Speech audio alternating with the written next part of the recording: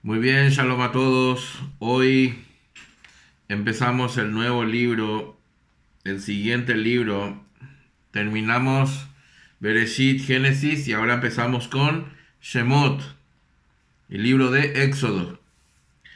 Shemot en realidad en hebreo significa, traducido al español, significa nombres. Shemot, Shem es nombre y Shemot es en plural nombres. Pero claro, como el libro de Shemot se trata del Éxodo. Por eso se llama Éxodo el libro, le llamaron Éxodo. En realidad, el nombre de este libro era originalmente otro.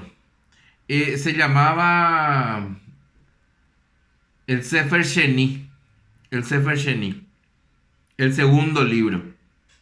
Ahora vamos a entender un poco que en este libro de Shemot, de Éxodo, vamos a ver tres temas principales, ¿ok? El primero, el Éxodo, la salida. Vamos a ver que esta salida primero tiene una entrada, obviamente. Esa entrada se llama el exilio. O sea, tiene dos aspectos.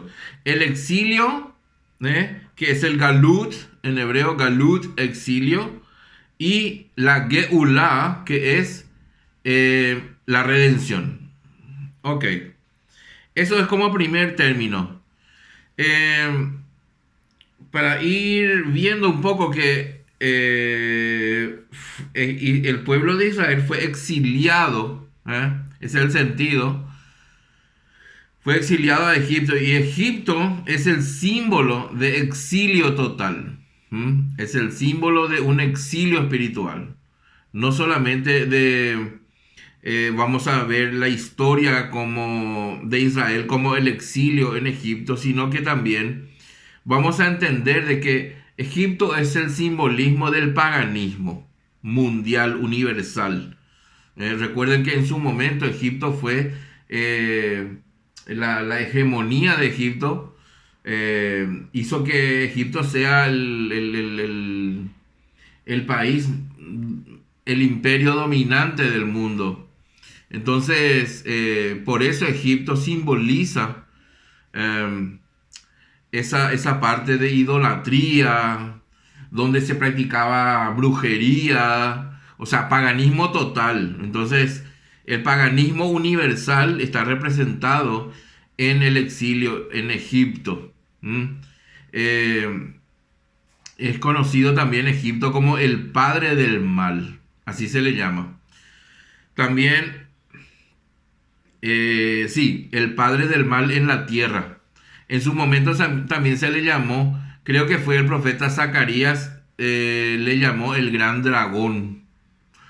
Inclusive se le llama también la serpiente antigua. O sea, todo eso encierra Egipto. El concepto de Egipto. Todo esa fuerza espiritual que existe en los aires. Todo eso simboliza. Entonces, el segundo paso, el segundo tema que vamos a ver también en el recorrido de este libro es la entrega de la Torah. ¿eh?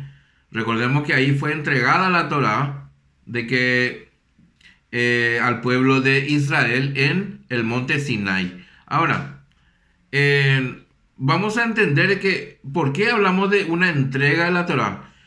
¿Acaso la Torah no es preexistente? Sí, es preexistente.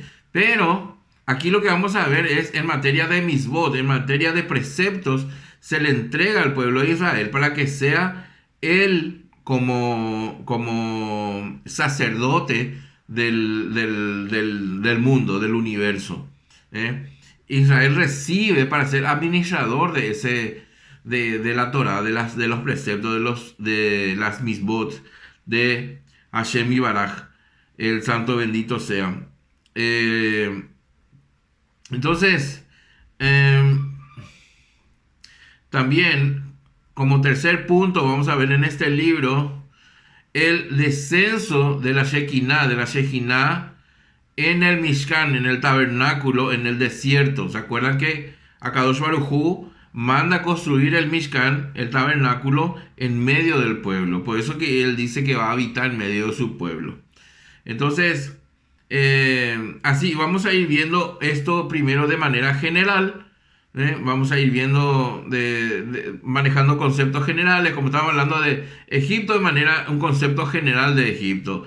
Ahora, generalidad, o sea, general, la visión general en hebreo se dice klalut, klalut, generalidad. No es lo mismo que pratut en hebreo también, individualidad, porque aparte que hay individualidades, hay generalidades, y vamos a ir viendo las dos cosas, las dos cosas. Por ejemplo, si yo digo Egipto, estoy hablando de un concepto general de los egipcios, o sea, del mundo egipcio.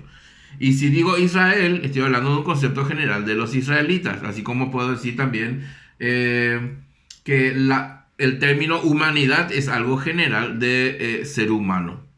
Entonces, aunque cada ser humano tiene de manera individual sus luchas, sus pruebas, su vida, también vemos uno de manera general. Entonces, las dos partes vamos a ir analizando y vamos a ir viendo.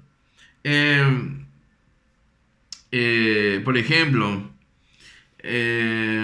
¿por qué digo, hablo de algo general o algo individual? Porque tanto como individual, cada persona tiene su tarea, tiene su vida, tiene su trabajo, pero también de manera general hay un conjunto en el cual todos tenemos que formar parte para un trabajo universal. Recuerden que el hombre fue creado para manifestar la gloria de Dios. Entonces, más allá de que hayan individuales como personas y inclusive asociaciones de personas que se convierten luego en pueblos, naciones, hay varias naciones, 70 naciones menciona la escritura. Vemos también, por ejemplo, un ejemplo de esto, una paradoja, que el egipcio individual tenía libre albedrío, pero ellos como Egipto no tenían libre albedrío, porque Egipto era la representación también de, como dijimos, del exilio y la esclavitud. Egipto era esclavo como país, como nación. Ellos eran esclavos de los dioses.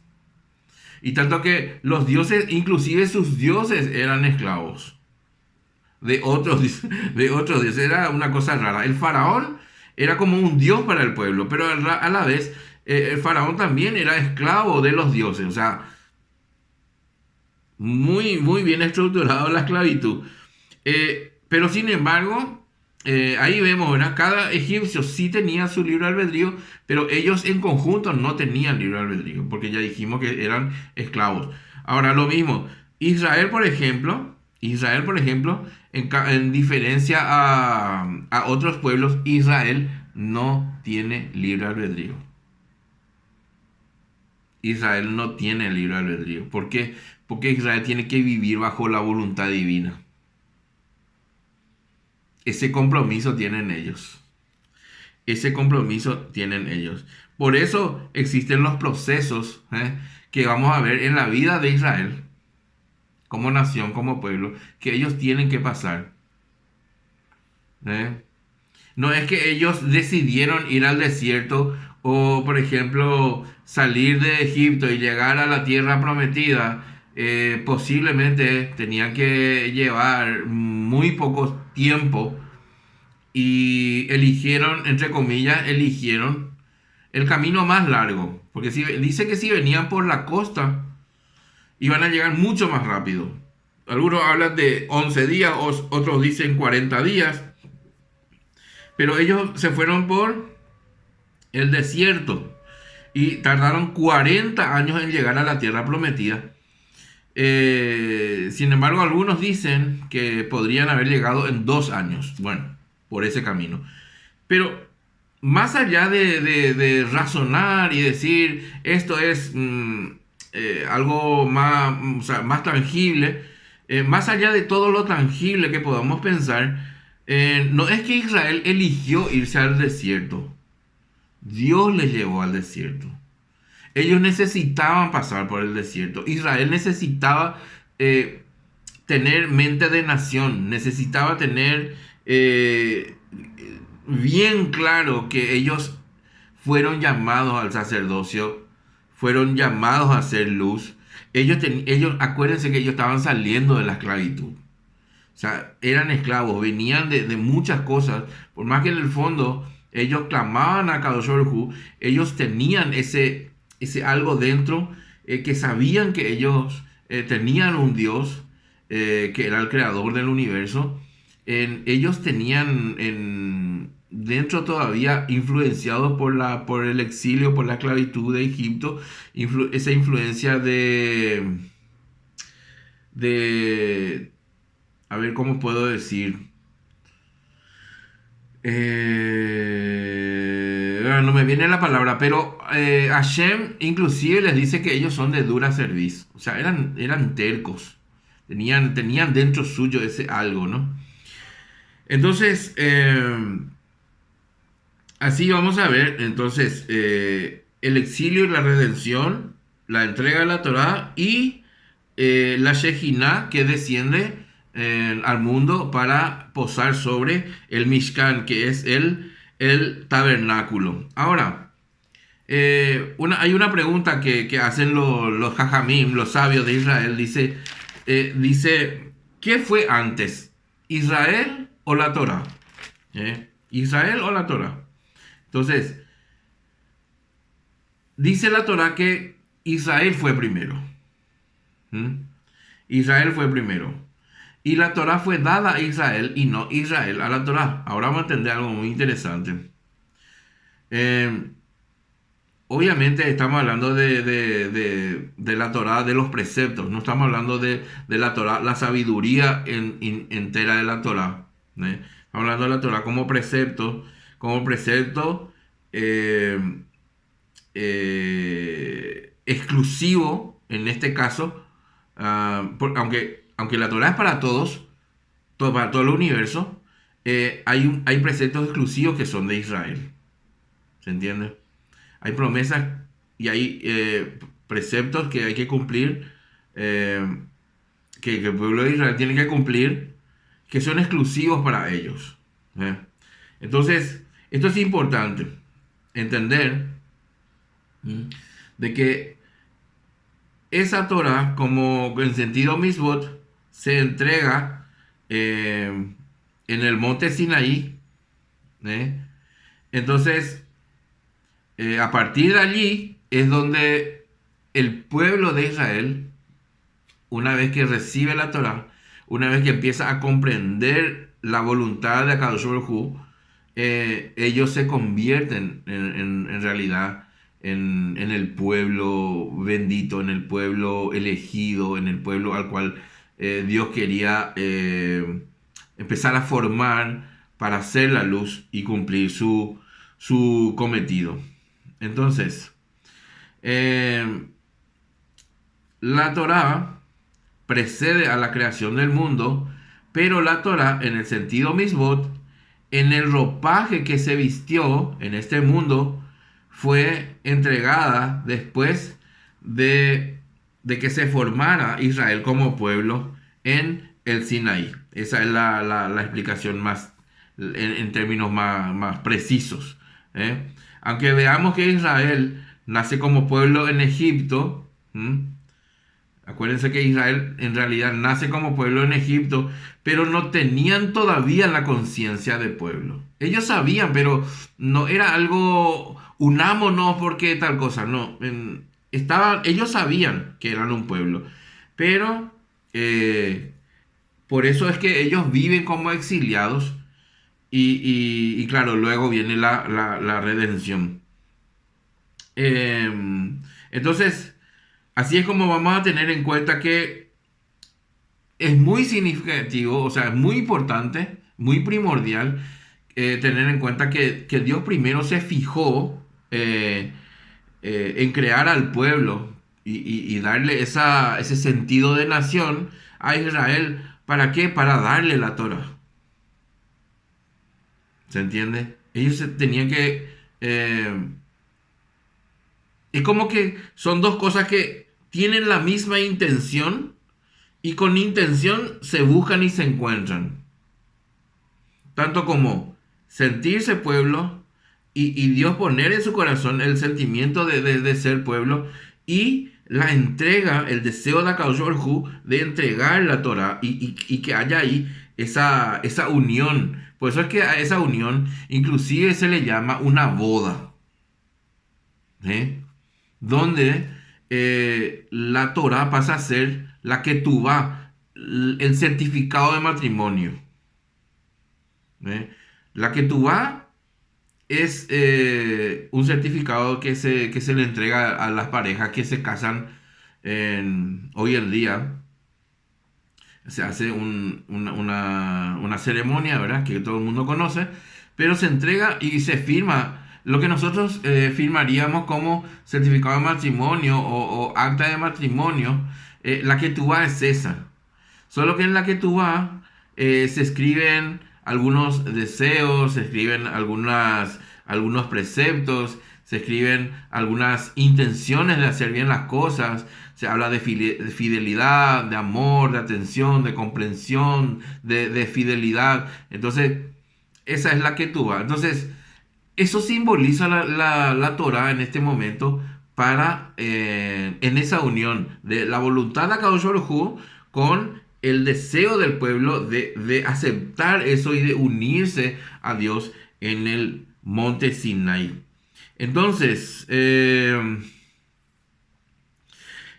por eso es que vemos que la Torah en realidad no es un fin, ¿eh?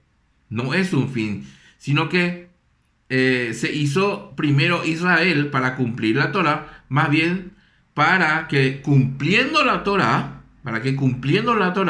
reciba la Shejina que va a venir al mundo y posar primero en el Mishkan. O sea, ahí únicamente en el Mishkan, aunque después, claro, después tenemos el templo Jerusalén. Pero primero empezó ahí, ¿entiendes? Entonces, el fin no es la Torah, sino que la Torah es un medio por el cual el pueblo, cumpliendo la Torah, a Kadosh Baruj Hu se va a manifestar y va a descender la Shejina en el Mishkan. Entonces, la Shejina sería un habitaje en los mundos bajos de la presencia divina. ¿Se entiende? Entonces, la Torah será el medio por el cual Israel cumplirá su objetivo, que es ser una habitación de Dios en el mundo. Esa es la intención que Dios tiene para con su pueblo. La Shejina entonces va a ser también el medio, va a estar en medio del pueblo de Israel, que a su vez transmitirá al mundo por medio de la Torah. Se va a transmitir la Shejina al mundo entero. La Shejina se va a transmitir al mundo entero por medio de Israel que guarda la Torah. Que a su vez, como pueblo, va a enseñar la Torah al mundo para que esa Shejina sea visible entre nosotros los demás. ¿Se entiende? Es un todo. Es un todo. Es un paquete completo. Entonces, vemos que Israel no cumple la Torah como su destino, sino que el cumplimiento de la Torah tiene un propósito. Entonces, Dios está interesado en que Israel trabaje en su persona, que trabaje en sí, y Dios está interesado en la obediencia a la Torah. Y él que hizo, buscó un pueblo que esté dispuesto y que diga, yo quiero, yo soy, yo aquí estoy, heme aquí. Eso es lo que Dios quería. Porque si el pueblo de Israel decía que no, entonces Dios iba a buscar otro pueblo. Por eso Israel en su momento, cuando recibe la Torah, dice, cuando se compromete, dice, haremos y escucharemos, refiriéndose a los preceptos. Lo lógico, porque la Torah dice así, haremos y escucharemos, dice Israel. Pero Lo lógico es decir, escucharemos y luego haremos. Eso es lo lógico. Cuando alguien te va a mandar a hacer algo, vos tenés que escuchar la orden, tenés que escuchar qué es lo que te está pidiendo para poder hacer. Y ellos, de tan comprometidos y de tan ansiosos que estaban de vivir bajo la voluntad de Hashem, o sea, entregamos nuestro libre albedrío y vamos a hacer y escuchar. O sea, el compromiso era tal que ellos sí, lo que diga sí. Ese era el compromiso. En ese mismo momento, ojo, en ese mismo momento que duró, lastimosamente duró muy poco, pero hubo, ellos se hicieron uno con Akadosh Baruj Hu. Muy fuerte. Y ahí vemos una trilogía muy fuerte donde en ese preciso momento donde ellos se humillaron y reconocieron a Kadosh Baruj Hu como el Dios, el Creador, su Padre, el que les sacó con mano fuerte, con su mano derecha, dice, de Egipto, les liberó de la esclavitud. Ellos, la Torá y a Kadosh Baruj Hu se hicieron uno. Se unieron a Dios tanto que dijeron, haremos y escucharemos. O sea, sin ni siquiera dar oportunidad a otra cosa, vamos a hacer. Lo primero que queremos, vamos a cumplir. Nos comprometemos, aquí estamos, contar con nosotros, no aquí. Entonces, es como una asociación de Akadosh Baruj Hu, el pueblo y la Torah en medio. Y ellos juntos. Por eso dice, Hashem dice, yo habito entre ustedes y ustedes guardan mi Torah para que yo me pueda revelar. ¿Se entiende? Ok. Ahora, ¿qué está pasando hoy en día? La Torah se está empezando a revelar al mundo por medio de sabios de Israel. Hoy más que nunca están empezando. Estoy hablando de Israel, no estoy hablando de gente de Occidente, estoy hablando de Israel netamente, porque así está escrito. De Sión saldrá la ley y la palabra de Dios, dice, de Jerusalén. No dice de Estados Unidos, ni de América del Sur, ni de Europa, ni de Asia, ni de... No. Dice de Jerusalén. Por eso es importante entender esto. Esto se está cumpliendo hoy.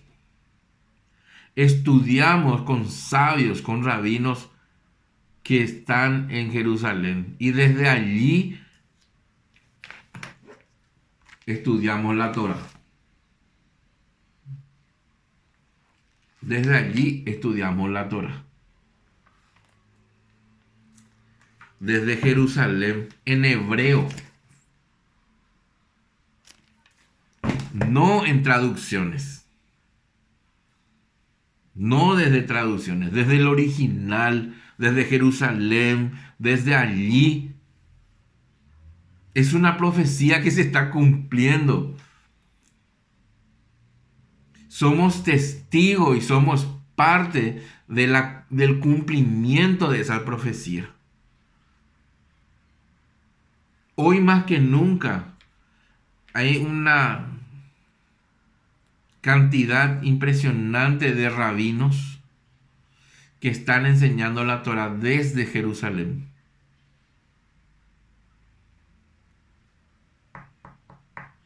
¿Por qué? ¿Coincidencia? Se pusieron de moda los rabinos en internet. Es el cumplimiento de una profecía.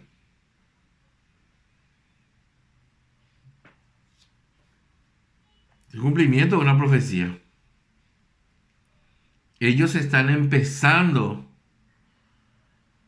y acuérdense que en este tiempo todo es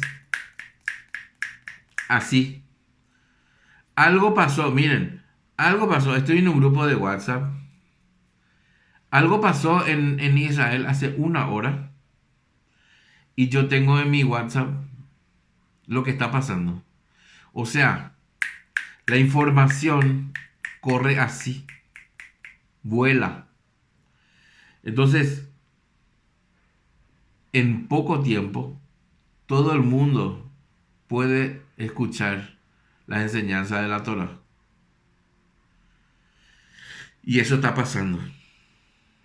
Entonces, ¿qué pasa? Israel está repartiendo conocimiento, está repartiendo sabiduría, está llevando la luz de Hashem y Baraj a toda la tierra. Por eso guardamos Torah. ¿Por qué? Porque el guardar Torah nos convierte en lumbreras, en una lámpara encendida. Y toda lámpara encendida, ¿Dios qué hace? Dios le pone arriba. No le pone bajo el, como está escrito, bajo el almud, ¿cómo se dice? Bajo un mueble. No, no. Le pone arriba. ¿Por qué? Porque tiene que alumbrar. Y Dios nos llamó a hacer luz. Por eso es que hoy estudiamos y trabajamos pensando en influir, en llevar, en compartir, en bendecir. Porque eso es lo que Dios está haciendo hoy. Y a eso Dios nos llamó. ¿Eh? Entonces, si guardamos Torah, llevamos luz. Por eso que para Israel hoy en día es muy grave si no guarda Torah. ¿Por qué? Porque si no guarda Torah, no cumple su cometido, no cumple su llamado. Si Israel guarda Torah, va a llevar luz a las naciones. Si Israel no guarda Torah, va a venir oscuridad a la tierra. ¿Y qué hacemos nosotros? Nos unimos a Israel. ¿Para qué? Para brillar con Israel. Eso está escrito en Isaías capítulo 56. Está escrito que nosotros vamos a unirnos. Y que hay promesas también para nosotros. Lean Isaías capítulo 56. Seguimos. Eh, entendiendo esto, todo esto,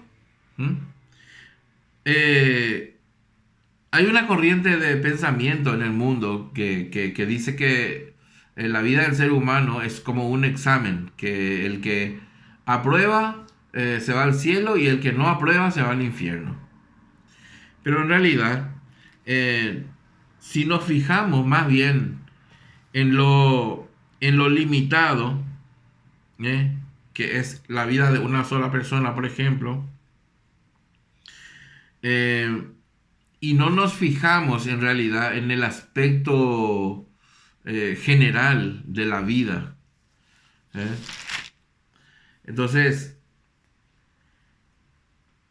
decimos y entendemos que no solamente hemos venido para aprobar un examen, sino que el hombre está aquí para hacer algo mucho más grande. ¿Mm? Y es mucho más grande, ojo, es mucho más grande ser luz que buscar esa satisfacción personal de vivir una vida con todo lo lícito y todo lo bueno que eso puede ser, de vivir una vida tranquila, una vida de lujo, una vida bien. Eso es lo que hay que hacer, pero más que eso, más que buscar una estabilidad personal, a lo que tenemos que apuntar es a ser luz. ¿Qué significa ser luz? donde yo para mi prójimo, ¿eh? Porque ¿a quién podemos iluminar si no es a nuestro prójimo? No hay otra manera de iluminar a las plantas, a los animales. No, al prójimo. Para el prójimo. Todo es para el prójimo. ¿Por qué? Porque el prójimo que no conoce a Dios, el prójimo que no, que no ve a Dios, vos sea una luz que él mire y vea a Dios en esa luz. ¿Se entiende? Entonces, eh, tanto como Israel, nosotros también somos copartícipes con el primogénito. Dios le llamó a Israel mi primogénito. O sea, no es su único hijo. También estamos nosotros, los que nos unimos a Israel. Porque al final, Dios va a tener solo un solo pueblo. Ese pueblo se llama Israel. Y los que se unen a Israel se hacen Israel. Por eso hay el concepto de Kol Israel, dice en la Torah. Todo Israel. Y todo Israel es el pueblo judío más el pueblo no judío que se une al pueblo judío. ¿Me entiendes? Sin ser judíos. No necesitamos ser judíos. No hace falta. ¿Por qué? Porque Dios no se equivocó contigo ni conmigo. Nosotros somos parte del plan divino importantísimo en el sitio donde estamos. Para que nuestra alma se desarrolle y cumpla con la misión para la cual vino a la tierra, nosotros somos enviados divinos también. Dios no se equivocó. Necesitamos estar donde Dios nos puso para lograr el cometido para el cual vinimos. ¿Se entiende? O sea, nada que envidiarle a nuestros hermanos judíos. Nada.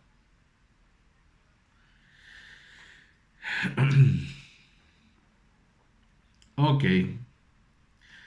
Dios no necesita poner a prueba a nadie. Porque dice pues que la gente viene a vivir el examen de la vida. Y no es así. Dios no necesita que vos cumplas la Torah. No. Dios no necesita nada. Dios es autosuficiente. Dios no necesita. En Él no hay nada falto. Lo que pasa, aquí está el tema del asunto. Es que Dios ligó la luz con las acciones. Repito, Dios ligó la luz con las acciones. Si mis acciones son de luz, voy a iluminar. Si mis acciones no son de luz, voy a oscurecer o voy a estar en oscuridad. Yo y los que me rodean. ¿Se entiende? Por eso, repito lo mismo. Si el hombre cumple la Torah, se revela la luz al mundo. Si el hombre no cumple la Torah, el mundo se oscurece. Entonces, es así que haciendo, trayendo la luz, hay una recompensa y también si no traigo luz, eso también tiene su recompensa. Así se entiende el tema. No es que la vida es una prueba y que si te portas bien, te va al cielo y si te portas mal, te va al infierno. No, es mucho más que eso. Mucho más. Hay un propósito divino. No es una individualidad, es algo general. ¿Se entiende por qué empezamos hablando de esto? Eh, ahora, aquí vamos a ver que dijimos que el libro se llama Shemot, nombres. ¿Mm? Pero dijimos también que antes de Shemot o antes de Éxodo se llamó el Sefer Sheni, el segundo libro. ¿Mm? Porque, ¿por qué el segundo libro? Porque en realidad,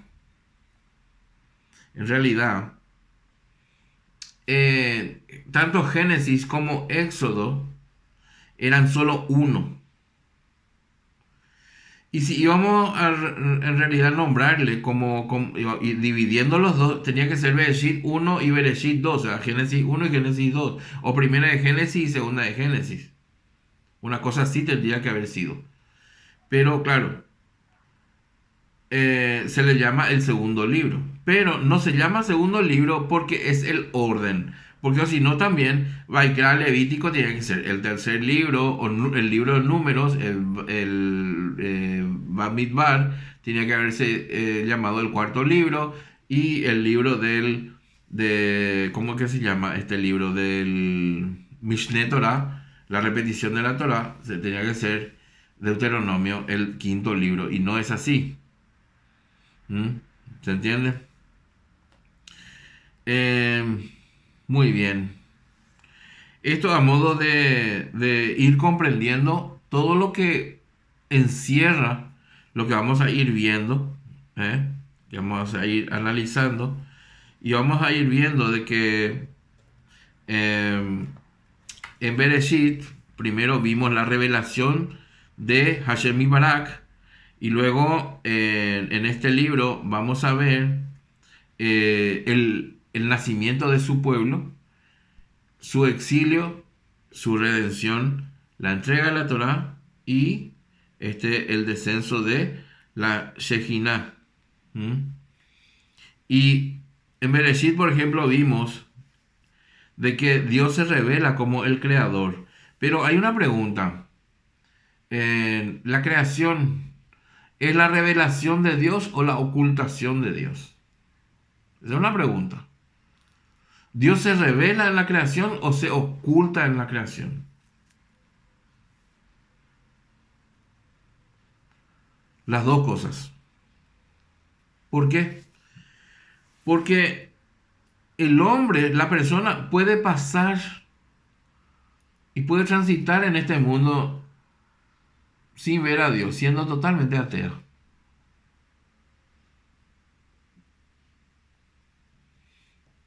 Así es, no hay ciego peor que el que no quiere ver. Pero bueno, cada uno con su cada uno. El hombre tiene libre albedrío. Ahora, eh, los filósofos más importantes de la historia fueron deístas, o sea, creían en un Dios, creían en un Dios, eran deístas, no eran ateos, eran teístas en realidad, o deísta. La diferencia entre deísta y teísta: deísta es el que cree que hay un Dios, punto. Pero el teísta cree que hay un Dios con el cual se puede manifestar y se puede interactuar. Esa es la diferencia.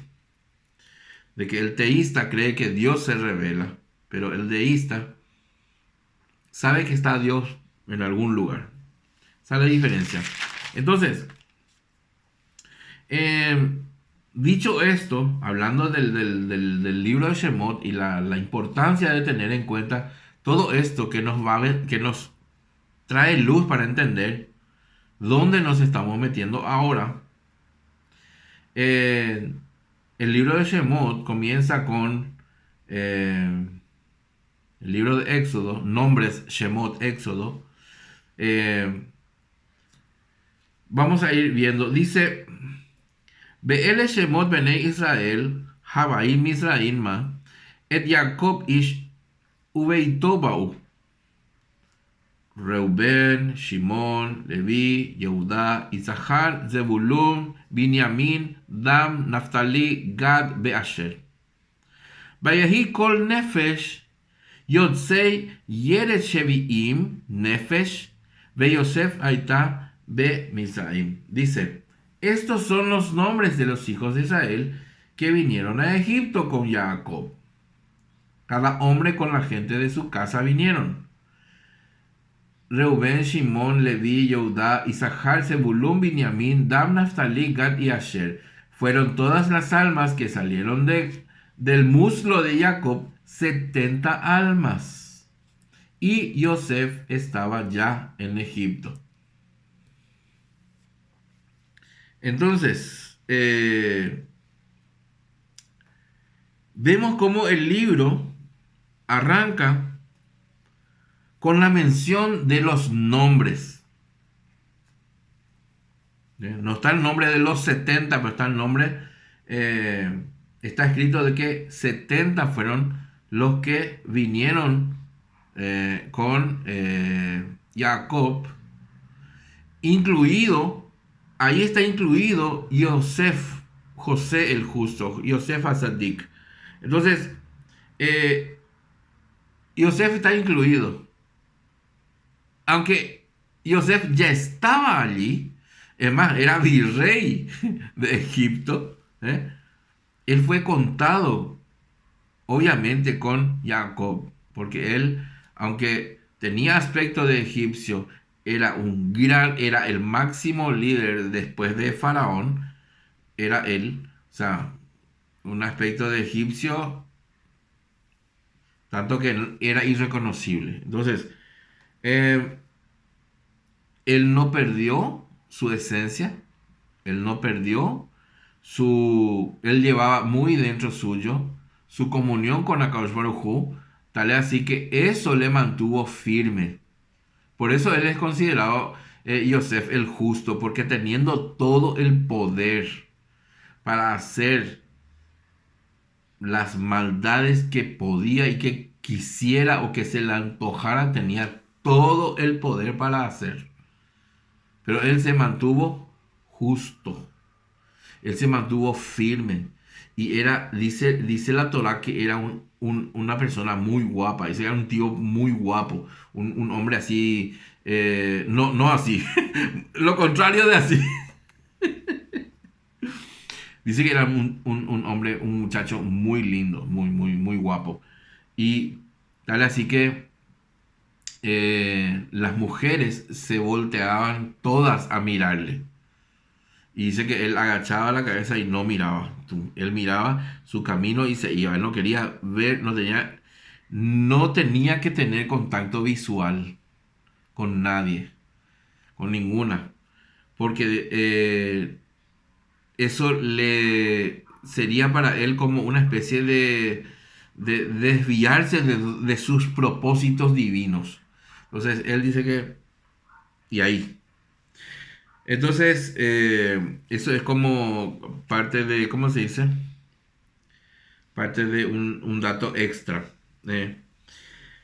Ahora, ¿por qué el libro vuelve a mencionar los nombres de, inclusive algunos ya fallecieron aquí? Acabamos de ver en el final del libro de Génesis que tanto Jacob y José, que eran el patriarca, y el otro que tenía aspecto de patriarca y tenía aspecto de hijo, también los dos ya fallecieron, pero Dios les incluye otra vez en este libro y les menciona como si fuera que estaban vivos. ¿Por qué vuelve a mencionar Shemot, vuelve a mencionar los nombres? Nombres, Shemot, nombres. Por eso se llama el libro, se llama, porque empieza con los nombres. ¿Y por qué? Eh, por, eh, ¿Por qué empieza así? ¿Por qué empieza así? El comentarista Rashi dice que Hashem Mibaraj lo que hace es menciona los nombres porque él ve a su pueblo como un hijo. Y le llama incluso mi primogénito. ¿eh? Al que ama tanto. Inclusive, en su momento, Hashem Baraj compara a su hijo primogénito con las estrellas. Dice que él quiere mucho a las estrellas. Así como ama a sus hijos, dice que les ama, les pone nombres y las cuenta. Y están allí y él las contempla. Ese mismo vínculo él tiene con sus hijos. Por eso él le llama luz a sus hijos. Porque son varias luces, pequeñas estrellas, son varias luces. Que son individuales también. ¿Se entiende? Tienen su nombre. Dios compara a su pueblo, Dios compara a su hijo con la luz, con las estrellas. Ese vínculo existe entre ellos. Y a ese pueblo nos unimos nosotros. ¿Se entiende? Entonces, hay algo muy interesante. Dios les prosperó a ellos ahí. Dios les llama, menciona a todos, porque Dios los ve a todos. Aunque ya murieron algunos, no, Dios los ve a todos. Para ellos todos son solo uno. Entonces, Dios les prosperó allí en Egipto. Les hizo mucho bien porque ellos aprendieron a trabajar bajo la voluntad de Hashem y Baraj. Entonces, ¿qué hicieron ellos? Yosef Hasadik, José el Justo, vio a sus hermanos que ellos hicieron tikkun, que ellos rectificaron. Ellos se pidieron perdón, se abrazaron, ellos se perdonaron, ellos demostraron con hechos de que se amaban. Primero empezaron mal. Tenían muchas peleas, mucha disputa, mucho lío, muchos problemas. Pero ellos rectificaron. Tal así que Yosef les pone a prueba para ver. Y él pudo comprobar de que sus hermanos sí rectificaron. Pudo verle otra vez a su padre después de muchos años. Entonces, ellos vinieron rectificados a la tierra. Y Dios les puso a ellos en Egipto, en la tierra de Goshen, les dio ahí una nueva vida, la tierra, el lugar donde estaban, donde el faraón le dice a Yosef, le dice, lo mejor dale a ellos. Porque Yosef le cuenta, mi familia se dedica al ganado. Y qué mejor lugar que Goshen para ir a pastorear allí, que era prácticamente considerado como el jardín de Egipto. Verde, las praderas verdes, un sitio irrigado por el Nilo, un sitio con mucho, una cosa preciosa. Ellos allí habitaron.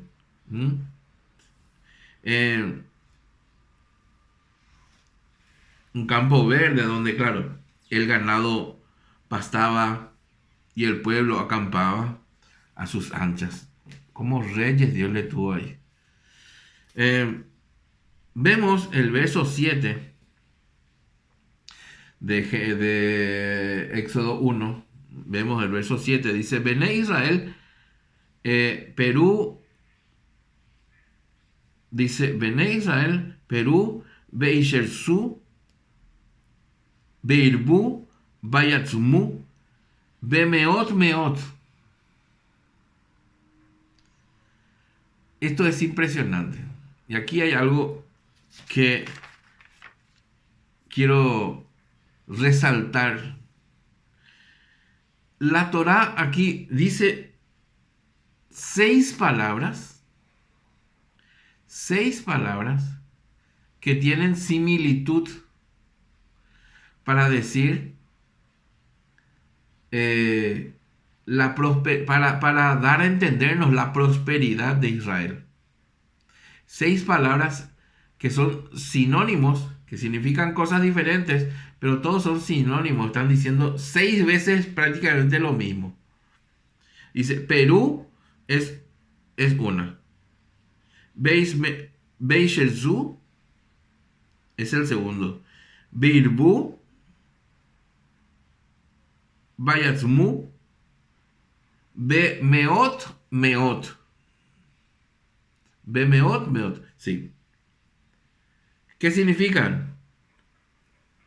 Fructificaron, multiplicaron, aumentaron, fortalecieron enormemente y lleno. Todo Egipto lleno de ellos. 6 veces la Torá dice 6 palabras para expresar la bendición que Hashem y Baraj hizo con su pueblo. ¿Por qué?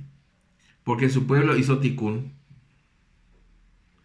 Su pueblo entendió el plan divino y estaba esperando la respuesta y la manifestación.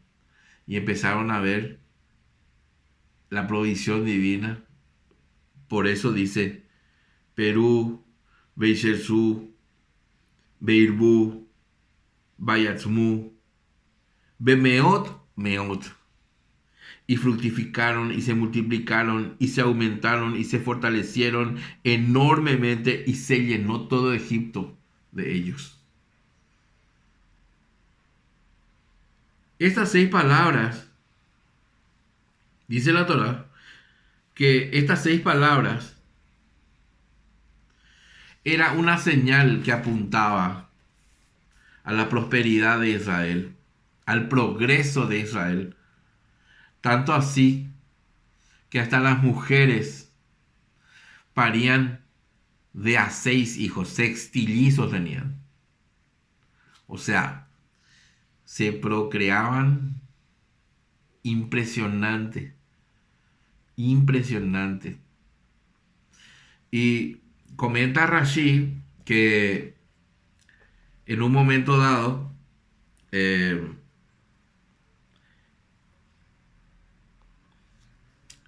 en un momento dado,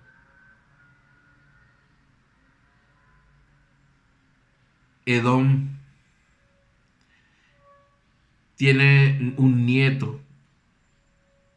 O sea, Esab tiene un nieto que se casa con la nieta de Ismael. Y de ahí nace el pueblo de Amalek. Y Amalek era el enemigo de Israel.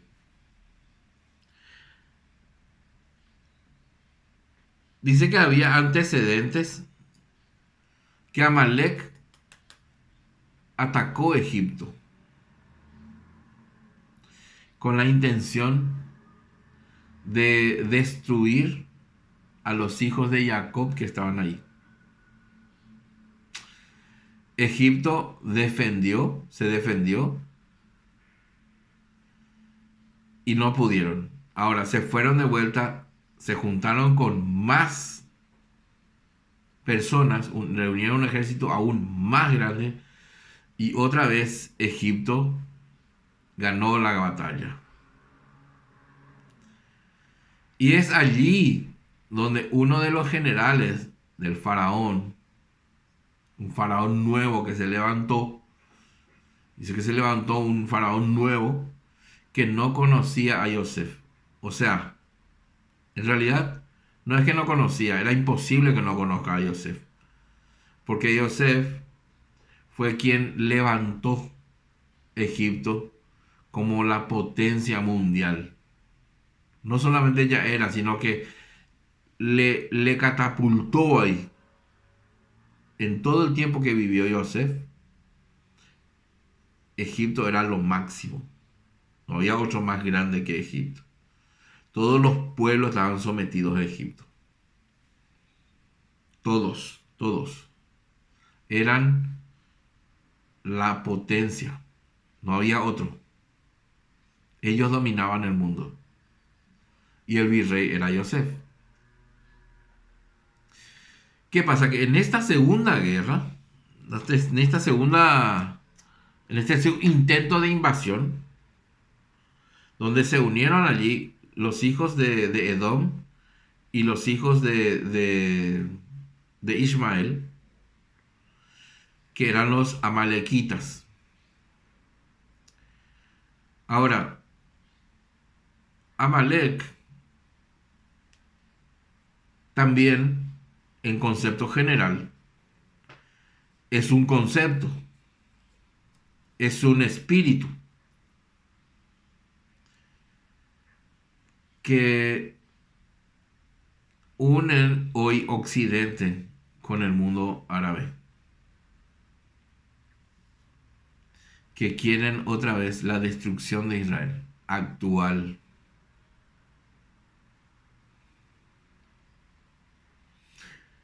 Pero así como en Éxodo, el libro de Éxodo, vamos a ver que así redimió Hashem Baraj, redime a su pueblo, así esta vez también.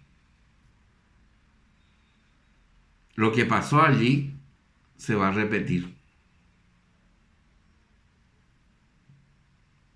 ¿Entiendes? Así comienza esta parashat, así comienza el pueblo de Israel dentro de Egipto y crecieron y se aumentaron dentro de Egipto. Y en la siguiente parashat vamos a ir viendo el desarrollo de la vida de ellos allí. Así que estamos entendiendo paso a paso todo lo que significa, todo lo que simboliza el pueblo, el llamado, la Torá, que somos luz, que ellos son luz y nosotros que nos unimos también, por supuesto, somos copartícipes, somos coherederos, acuérdense de eso, no se olviden. Y vemos aquí el concepto de Galut, que es exilio, el concepto de Geulah, que es redención, y vemos aquí también, vamos a ir viendo de a poco, vamos a ir hablando sobre lo que es el descenso de la Shejina, la presencia divina, en el Mishkan, que es el tabernáculo. Muy bien, Baruch Hashem, seguimos la próxima, en la próxima parashat. Aquí terminamos. La siguiente es la parashat Vaera. Muy bien, shalom a todos. Nos vemos en el siguiente video.